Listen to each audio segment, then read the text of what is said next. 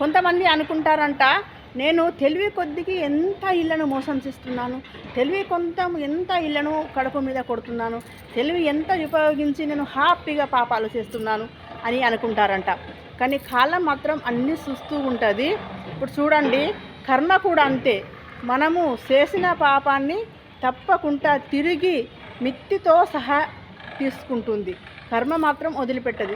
దేవుడా నీ వాంఛను తప్పైంది, నన్ను క్షమించు, నువ్వు తండ్రివి కదా, మేము పిల్లలం కదా, నువ్వు తండ్రివి క్షమించకపోతే ఎవరు క్షమిస్తారు అని వేడుకుంటే దేవుడు కొంచెం కరుణించి కొంచెము ఊరుకుంటాడు.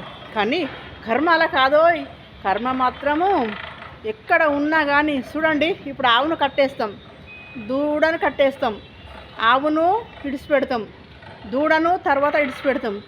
ఆవుల మంద వస్తుంది, అందులోకెళ్ళి తల్లి ఆవు వస్తుంది. ఈ లాగని విడిచిపెడితే లాగే సీదా దాని తల్లి పాలకాడికే చేరుకుంటుంది. ఈ కర్మ కూడా అంతే. కర్మ కూడా ఎవరు చేసిన పాపకర్మంబు హారు అనుభవించక తప్పదు.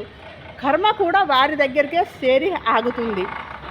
ఆవు దూడ నిలిపితే తల్లి దగ్గరికి పోయి పాల కొరకు తల్లి దగ్గరనే ఎలా ఆగుతుందో, ఈ కర్మ కూడా ఆ పాపాత్మ దగ్గరికి పోయి ఆడనే ఆగుతుంది, అతని దగ్గరనే ఆగుతుంది. మిత్తితో సహా లెక్క చెప్పుతుంది. ఏమంటారు? నిజమే కదా.